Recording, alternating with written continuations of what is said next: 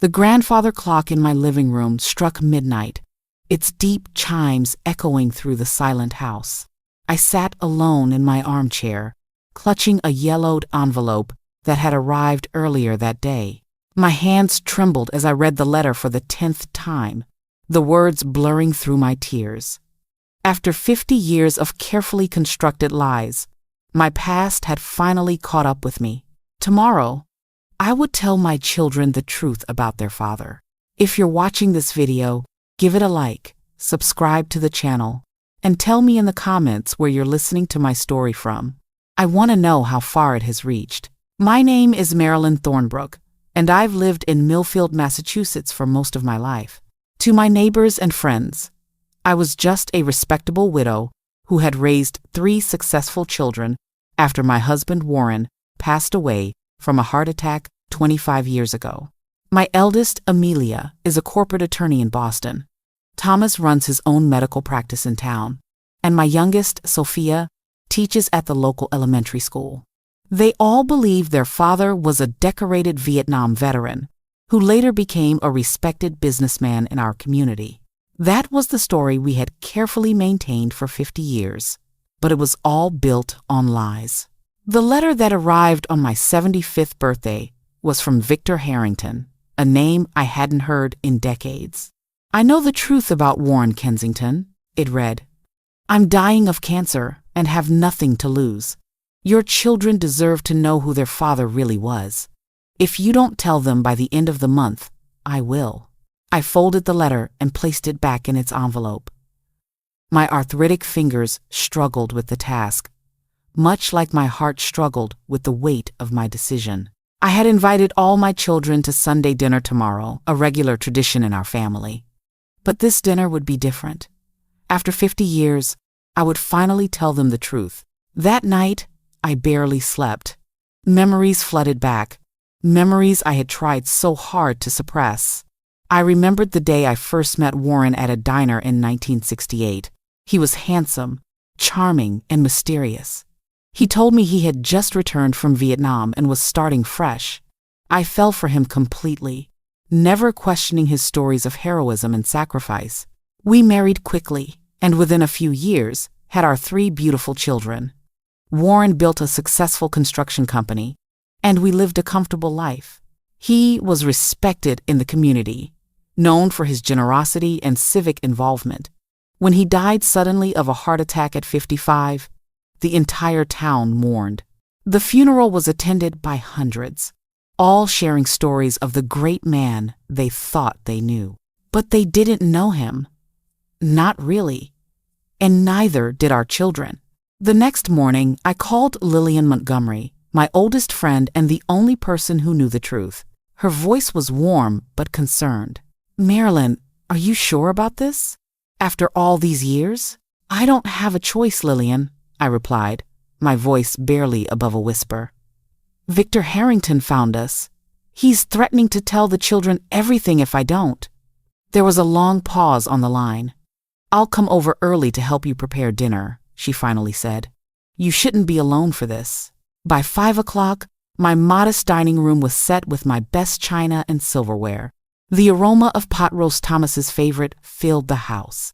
Lillian had helped me bake an apple pie and prepare the vegetables before discreetly leaving. This was a conversation I needed to have alone with my children. Amelia arrived first, always punctual. At 52, she resembled me in her younger years, tall and slender, with auburn hair now showing streaks of gray. Her husband, Gregory, was away on business, so she came alone. "Mom, you look tired," she said, kissing my cheek. "Are you feeling all right?" "Just didn't sleep well, dear," I replied, forcing a smile. "Nothing to worry about." Thomas arrived next with his usual warm hug. At 50, he had his father's build and charismatic smile, but his eyes were kinder, more genuine. He had always been my sensitive child, the one who could sense when something was wrong. "Mom, what's going on?" he asked quietly while Amelia was in the kitchen. "You seem off." "After dinner, Thomas," I said, patting his hand. "We'll talk after dinner." Sophia, my youngest at 48, arrived last as usual. She breezed in with a bouquet of flowers and her infectious laugh. Sorry I'm late. Parent-teacher conferences ran long. As we sat down to eat, I barely touched my food, my stomach in knots. My children chatted about their lives, Amelia's latest case, Thomas's new medical equipment, Sophia's troublesome student who had finally made a breakthrough. They were good people, successful and kind. I had raised them well, despite everything. But would they still think so after tonight? When dinner was finished and the plates cleared, I asked them to stay seated. I went to my bedroom and returned with a small wooden box I had kept locked in my closet for decades. The conversation died as I placed it on the table. Mom, what's that? Amelia asked, her attorney's eyes sharp and assessing. There's something I need to tell you all, I began, my voice steadier than I expected. Something about your father that I've kept from you for 50 years. The room fell silent.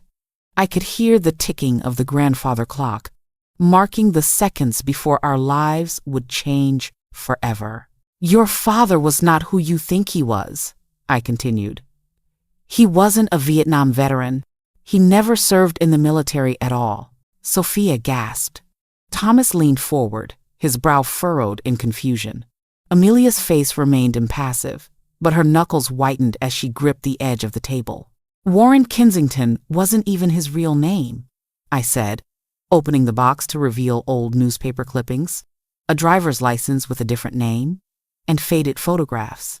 His name was Edward Mercer. He was a draft dodger who fled to Canada and then returned with a new identity. That's impossible, Thomas said, shaking his head.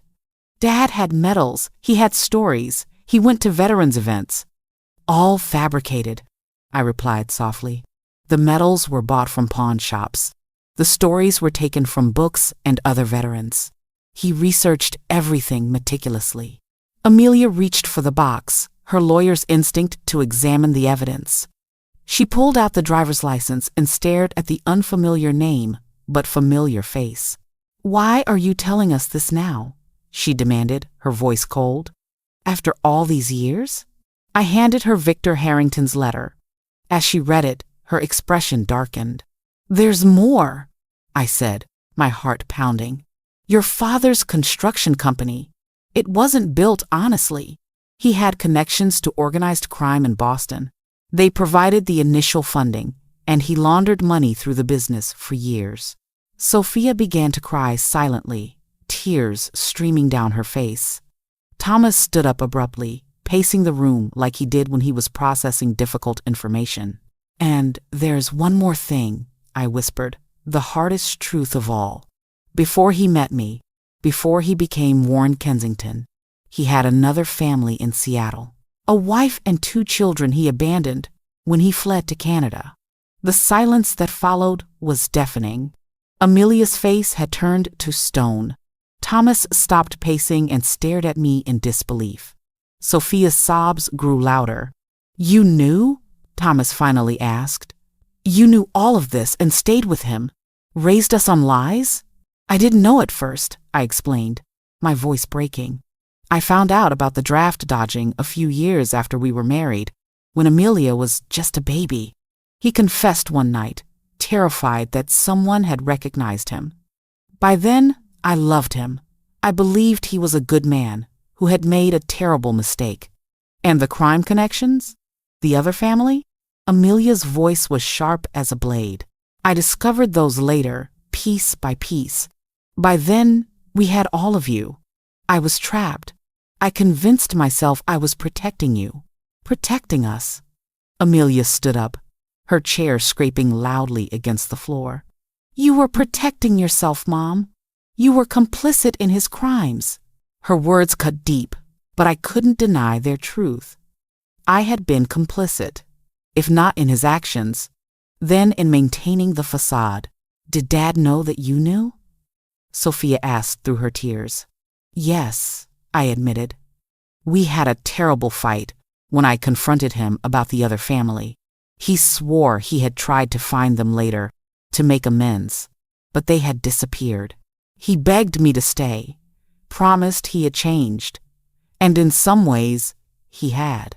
He was a good father to you three. He loved you deeply. Was anything real? Thomas asked, his voice hollow. Anything at all? I reached across the table and took his hand.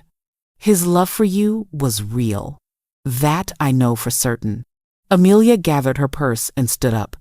I need time to process this. I can't. I just can't right now.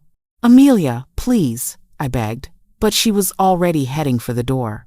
I'll call you tomorrow, she said without looking back. The door closed firmly behind her.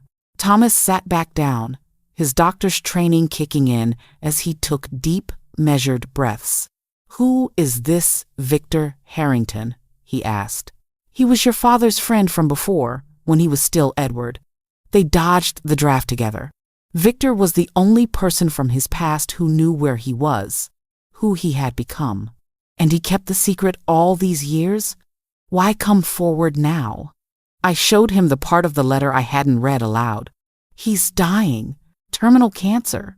He says he wants to clear his conscience. Sophia wiped her tears and looked at the photographs in the box. These children, they would be our half-siblings? Yes, I said. Their names were Jason and Lydia. They would be in their late 50s now. Have you ever tried to find them? She asked. I shook my head. I was afraid. Afraid of what it would do to our family. Afraid of legal repercussions for your father. Thomas stood up again. I should go check on Amelia. She shouldn't be alone right now. I'll come with you, Sophia said, gathering her things. I watched my children prepare to leave, their faces transformed by the weight of the truth. They moved differently, as if the very foundation beneath their feet had shifted. I'm sorry, I said as they reached the door. I'm so sorry for keeping this from you. Thomas turned back, his expression unreadable. We'll talk tomorrow, Mom. Get some rest. After they left, I sat alone at the dining table, surrounded by the remnants of our family dinner and the scattered evidence of a life built on deception. The grandfather clock continued its steady rhythm, indifferent to the chaos it had witnessed. I didn't know what tomorrow would bring, whether my children would forgive me or if our family could survive this revelation. But for the first time in 50 years, I felt the strange lightness that comes with unburdening oneself of a long-carried secret. The truth was finally out. Whatever happened next, at least we would face it honestly. The week that followed was the longest of my life. Amelia didn't call the next day as promised. Instead, she sent a brief text. Need more time, please respect that. Thomas called to check if I was all right, but kept the conversation short and clinical. Only Sophia came by, her eyes still red from crying, but determined to understand. Tell me everything, she said as we sat on the porch swing. From the beginning. How you met, when you found out, all of it. So I did. I told her about meeting Warren Edward at the diner where I worked in 1968. He was passing through town, he said, looking for a fresh start after returning from Vietnam. He was charming, attentive, and seemed genuinely interested in my simple life. He asked me out every day for a week before I said yes. I recalled, smiling despite everything. He was persistent but never pushy. He had this way of making me feel like I was the only person in the room. We married 6 months later. A small ceremony with just a few friends present. Warren had no family attending, which he explained by saying they had disowned him for enlisting. I believed him without question. When did you first suspect something wasn't right? Sophia asked. It was little things at first. He would tense up around police officers. He avoided talking about specific battles or locations in Vietnam. When we'd run into actual veterans, he'd find reasons to leave quickly. The truth came out 3 years into our marriage. A man recognized Warren at a gas station and called him Edward. Warren denied it, but I saw the panic in his eyes. That night, after putting baby Amelia to bed, I confronted him. He broke down completely, I told Sophia. Confessed everything about dodging the draft, creating a new identity. He begged me to understand, said he couldn't bear the thought of killing people in a war he didn't believe in. And you stayed, Sophia said. It wasn't a question. I stayed. I loved him, and I believed his remorse was genuine. He swore he would live an honest life from then on, be a good husband and father. But he didn't, did he? I shook my head. The construction company started a few years later. It grew suspiciously fast. There were men who would come to the house late at night for meetings. Warren would send me upstairs, but I overheard things enough to know something wasn't right. When I confronted him about the business, he admitted to connections with organized crime but insisted he was trying to break free. He claimed he was building legitimate success to escape their influence. I wanted to believe him, I said. Maybe I did, or maybe I just convinced myself I did, because leaving seemed impossible by then. We had you 3 children, no family to help, and I hadn't worked since Amelia was born. The revelation about his first family came last, when Warren was already successful and respected in the community. A letter arrived addressed to Edward Mercer. Inside was a newspaper clipping about a woman named Catherine Mercer and her struggle to raise 2 children alone after her husband disappeared. That night was the worst fight of our marriage. I told Sophia, I threatened to leave, to take you children and go. He begged me to stay, swore he had tried to find them years later to provide support, but they had moved with no forwarding address. Did you believe him? I don't know. Maybe I wanted to. He seemed genuinely tormented by it. After that night, he was different, more dedicated to you children, more generous with his money. He donated to children's charities, established college scholarships. I think he was trying to atone in some way. Sophia was quiet for a long time, processing everything. Finally, she asked, Do you regret staying with him? I considered the question carefully. I regret the deception. I regret raising you on lies. But I can't regret the life we had together, because it gave me you 3. And despite everything, there was real love in our family. Sophia leaned her head on my shoulder, just as she used to do as a little girl. I need to find them, she said. Jason and Lydia, our half-siblings, they deserve to know what happened to their father. I nodded, a weight lifting from my chest. I think that's right. It's time to make amends, however we can.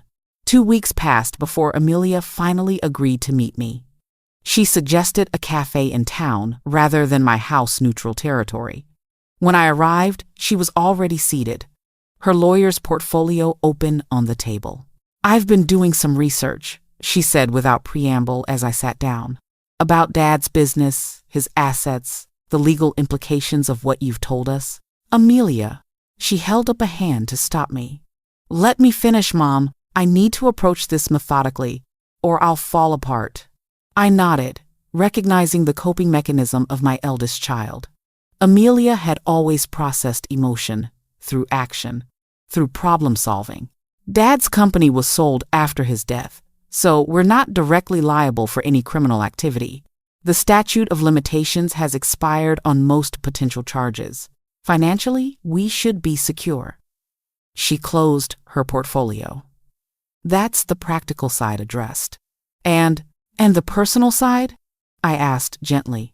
Amelia's composed facade cracked slightly. That's harder. I built my career on upholding the law, Mom. I've prosecuted people for far less than what Dad did. And you let me believe in a lie my entire life. I know, I whispered. I have no excuse that would satisfy you. I made choices I thought would protect our family, but I was wrong. The irony is, Amelia continued, I became a lawyer because of Dad, because of his stories about justice and doing what's right even when it's hard. She laughed bitterly. Turns out, I was inspired by a complete fabrication. Not everything was a lie, I insisted. The values he instilled in you, compassion, hard work, standing up for what's right, those were real. He wanted you to be better than he was. Amelia was quiet for a moment. Thomas told me Sophia wants to find Dad's first family. Yes. She feels they deserve to know the truth. She's right. Amelia straightened her shoulders. I'll help her. I have resources, connections that could make the search easier. I reached across the table and took her hand. To my surprise, she didn't pull away. I'm still angry, she said. I probably will be for a long time. But you're my mother, and I love you. We'll find a way through this. For the first time since Victor's letter arrived, I felt a glimmer of hope. The search for Jason and Lydia Mercer took nearly 3 months. Amelia used her legal connections, Thomas contributed financially, and Sophia coordinated their efforts.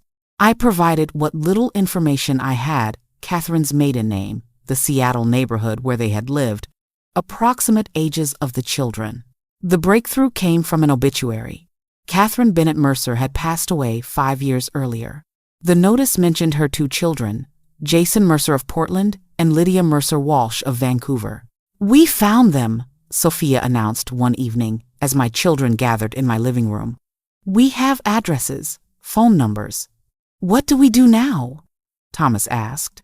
He had been the quietest throughout this process, still struggling to reconcile the father he adored with the man he now knew. We write to them, Amelia said decisively. Explain who we are, what we know, and ask if they're willing to meet. And if they're not? I asked. Then we respect their wishes, she replied. We've lived with these secrets long enough. We don't get to force our way into their lives. We drafted the letter together, each contributing a section. I wrote about meeting Warren, Edward, discovering the truth, and my regret for not reaching out sooner. The children wrote about growing up with him, learning the truth, and their desire to connect with their half-siblings. 2 identical letters were sent, one to Portland, one to Vancouver. Then we waited. The response came from Lydia first, a brief email to Amelia's work address. I've spent my entire life wondering what happened to my father, she wrote. My mother told us he died in Vietnam. It wasn't until after her death that I found letters suggesting he was alive somewhere. I have questions, many questions. I'm willing to meet. Jason's response arrived a week later, more cautious, but equally willing. He suggested a meeting in Seattle, halfway between our locations, in 1 month's time. As the meeting approached, my anxiety grew. What right did I have to disrupt their lives with this truth? Would they hate me for the years of silence? Would they reject my children because of their father's choices? The night before we were set to leave, Thomas came to see me alone. He sat in Warren's old armchair, looking so much like his father that my heart ached. I've been thinking about Dad a lot, he said, trying to separate the man I knew from the man he was before. And, I prompted when he fell silent. I remember when I was 10, I got into a fight at school. Some kid was bullying Sophia, calling her names. I pushed him, and he fell and broke his arm. Thomas smiled faintly at the memory. I was terrified of getting in trouble. But when Dad came to pick me up from the principal's office, he wasn't angry. He said, standing up for people who can't stand up for themselves is always right. But violence should be the last resort, not the first. I remembered that day clearly. Warren had been stern but fair, making Thomas apologize for the physical aggression while affirming his defense of his sister. Was he a good man who did bad things, or a bad man who sometimes did good? Thomas asked. I can't figure it out. I don't think it's that simple, I replied. People aren't just good or bad. Your father made terrible choices, but he also loved deeply and tried to be better. Both things can be true at once. Thomas nodded slowly. I'm a doctor because of him, because he taught me that helping others was the highest calling. Was that a lie too? No, I said firmly. That was the real Warren shining through, the man who wanted to be better than his past. Thomas stood and embraced me tightly. I'm glad you told us the truth, Mom. Even though it hurts, we needed to know. As he left, I felt a sense of peace settle over me. Whatever happened tomorrow, my children and I would face it together, honestly. The meeting was set for noon at a private room in a Seattle restaurant. My children and I arrived early, too nervous to sit. We paced the room, adjusting chairs, straightening tablecloths, anything to keep our hands busy. At exactly noon, there was a knock at the door. Amelia opened it to reveal a tall man with graying hair and a woman about Sophia's age. The family resemblance was unmistakable. They had Warren's eyes, his distinctive jawline. "I'm Jason," the man said, his voice steady but cautious. "This is my sister, Lydia." For a moment, no one moved. Then Sophia stepped forward, tears in her eyes. "I'm Sophia. These are my siblings, Amelia and Thomas. And this is our mother, Marilyn." Lydia's eyes fixed on me, searching my face. "You're the woman our father left us for." The accusation hung in the air, sharp and painful. "I didn't know about you when I met him," I said softly. "I didn't know until years later. I'm so sorry." Jason guided his sister to a chair. "We have a lot to talk about," he said. "Perhaps we should sit." The conversation that followed was difficult, emotional, but necessary. Jason and Lydia shared their story, how their mother struggled to raise them alone, working multiple jobs, telling them their father had died a hero in Vietnam. They grew up poor but loved, always wondering about the father they barely remembered. "Mom only told us the truth on her deathbed," Lydia explained, "that he had abandoned us, not died. She didn't know he had changed his name or started a new family." "How did she manage?" Thomas asked. "Financially, I mean." "It was hard," Jason replied. "I started working at 14 to help out. Lydia got scholarships for college. We made it work." The contrast with our comfortable upbringing was stark and painful. While Jason and Lydia struggled, we had benefited from Warren's ill-gotten success. "He tried to find you," I said, repeating what Warren had told me. "At least, that's what he claimed. He said you had moved, that there was no trace." "We did move," Jason acknowledged. "Several times, following Mom's jobs. But he could have found us if he really wanted to." We shared photographs, stories, piecing together the two halves of Warren Kensington's life. Despite the painful circumstances, there were moments of connection, discovering shared mannerisms, similar interests, the same distinctive laugh. "He used to sing this silly song when he tucked us in," Sophia mentioned. "Something about a monkey and a star." Lydia's eyes widened. "I remember that song. It's one of the few clear memories I have of him." As the afternoon wore on, the initial tension began to ease. We weren't friends yet, perhaps not even family in the true sense, but we were connected by a shared history, a shared blood. "What happens now?" Amelia asked as our meeting drew to a close. "I'd like to stay in touch," Lydia said cautiously. "Get to know you all better. We've spent a lifetime wondering about our father. You're the closest connection we have to understanding who he really was." "I need more time," Jason admitted. "This is a lot to process. But I don't want to close the door on a relationship." We exchanged contact information and promised to proceed at a pace comfortable for everyone. As we prepared to leave, Lydia approached me privately. "I was prepared to hate you," she confessed, "to blame you for taking our father away. But I can see now that you were as much a victim of his deception as we were." "Not equally," I said. "Your loss was greater. I at least had him in my life, while you grew up without a father." "True," she acknowledged. "But carrying his secrets must have been its own kind of burden." We embraced briefly, an unexpected moment of understanding between two women connected by the same man's lies. The drive back to our hotel was quiet, each of us lost in our own thoughts. It wasn't until we were seated in the hotel restaurant for dinner that Amelia broke the silence. "I've been thinking about Victor Harrington," she said. "The man who sent the letter that started all this." "What about him?" Thomas asked. "He said he was dying, that he wanted to clear his conscience. I think we should meet him, hear his side of the story." Sophia nodded in agreement. He knew Dad, the real Dad, before he became Warren Kensington. He might have insights we don't. I hesitated. Are you sure that's wise? He threatened to expose your father if I didn't.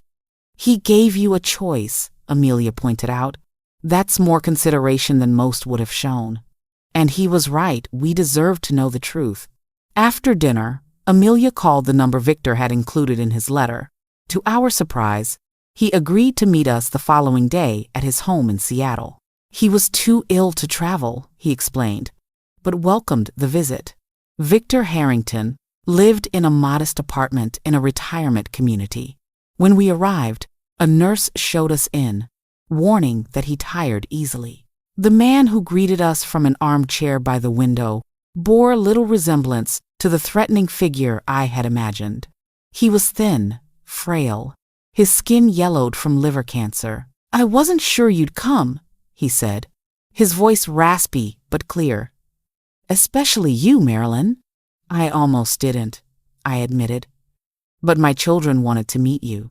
Victor nodded, his gaze moving to Amelia, Thomas, and Sophia. You have his eyes, he told Thomas. All of you do, in different ways. You knew our father before he became Warren Kensington, Amelia said. We want to understand who he really was. Victor gestured for us to sit. Edward and I grew up together in Seattle. We were like brothers. When the draft came, we were both terrified. Neither of us wanted to die in a jungle halfway around the world for a cause we didn't believe in. He described their plan to flee to Canada, how they crossed the border together and lived in Vancouver for 2 years. Edward was restless, though. He missed home, missed his family. He talked about Catherine and the kids constantly. Then why didn't he go back to them? Sophia asked. Fear? Victor said simply. He knew he'd be arrested if he returned as Edward Mercer. And as time passed, the shame grew. How could he face his wife and children after abandoning them? So he created a new identity instead, Thomas concluded. Victor nodded. He got false papers, created a backstory as a returning veteran. The irony was, he chose the very identity he had run from. And you? I asked. What did you do? I stayed in Canada until the amnesty in the late 72nds. By then, Edward was already Warren Kensington, with a new family and a successful business. He begged me not to contact him, said it would destroy everything he had built. Did you know about his criminal connections? Amelia asked. Victor's expression darkened. Not at first. When I returned to the States, we met secretly a few times. He seemed different, harder, more calculating. The last time I saw him, about a year before his death, he confessed everything. The mob connections, the money laundering. He was trying to get out, he said, but they had too much on him. Do you think that's what caused his heart attack? Thomas asked, the doctor in him emerging. The stress of it all? Maybe, Victor conceded. Or maybe it was the weight of all those lies finally catching up to him. We stayed for nearly 2 hours, learning about the young Edward Mercer, a bright, ambitious boy with a quick wit and a talent for mathematics. Victor shared stories that humanized the man we thought we knew, helping us see the full complexity of his character. As we prepared to leave, Victor reached for my hand. I'm sorry for forcing your hand with that letter, Marilyn. But I couldn't die knowing his children. All his children were still living with lies. You did the right thing, I told him, surprising myself with the sincerity of my words. It was long overdue. The months that followed our trip to Seattle brought gradual healing to our fractured family. Amelia, Thomas, and Sophia processed their father's deception in different ways, but they remained united in their determination to move forward honestly. Amelia established a scholarship fund for children of incarcerated parents, a way of making amends for the criminal money that had funded her own education. Thomas began volunteering at a veterans clinic, honoring the real heroes his father had impersonated. Sophia maintained regular contact with Lydia, forming a tentative but growing bond with her half-sister. Jason was more reserved, but he agreed to bring his family to visit us at Christmas. The meeting between his children and mine cousins, who never knew the other existed, was awkward at first, but warmed as the day progressed. By evening, they were exchanging social media accounts and making plans to stay in touch. Victor Harrington passed away peacefully 3 months after our visit. We attended his funeral, standing quietly at the back of the small gathering. He had been the catalyst for our family's painful but necessary reckoning with the truth. As for me, I found an unexpected peace in finally living honestly. The burden I had carried for 50 years was lifted, replaced by a different kind of responsibility, helping my children navigate this new reality and supporting them as they forged relationships with their half-siblings. One evening, as I sat on my porch watching the sunset, Sophia joined me with 2 cups of tea. "I've been thinking about Dad," she said, settling beside me, "about forgiveness." "And?" I prompted when she fell silent. "I think I'm getting there. Not forgetting or excusing, but understanding. He was flawed, deeply flawed, but he loved us. That wasn't a lie."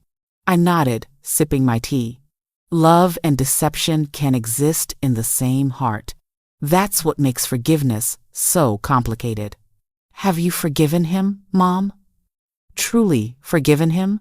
I considered the question carefully. "Yes," I said finally. "Not all at once, but gradually, over years. I had to forgive him to stay with him, to build a life together. And I had to forgive myself for the part I played in maintaining his lies." Sophia leaned her head on my shoulder. "I'm glad you told us the truth, Mom. Even after 50 years. Even though it hurt." "So am I," I whispered, watching the last rays of sunlight disappear behind the horizon. The truth had indeed been painful. It had changed how my children saw their father, how they understood their own identities. But it had also opened the door to authentic relationships, to connections that would never have been possible in the shadow of lies. Warren Kensington.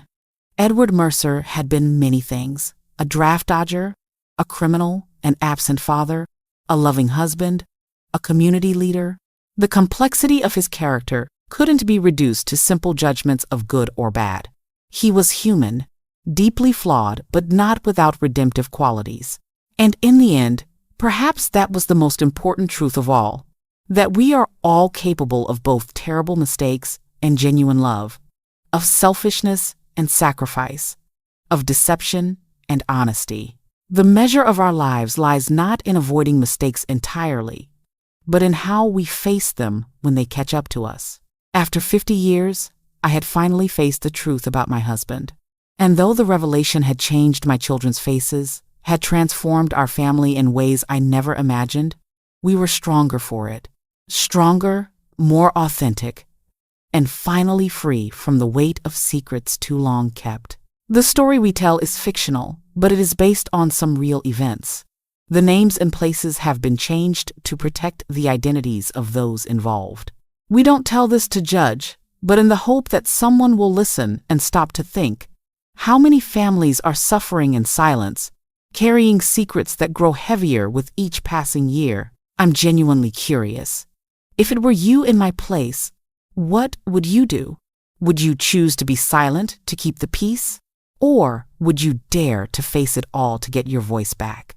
I want to know what you think, because every story is a candle that can light someone else's path. God always blesses, and I firmly believe that courage leads us to better days. Meanwhile, on the end screen, I leave you with 2 of the channel's most beloved stories. I assure you they will surprise you. Thank you for staying until the end.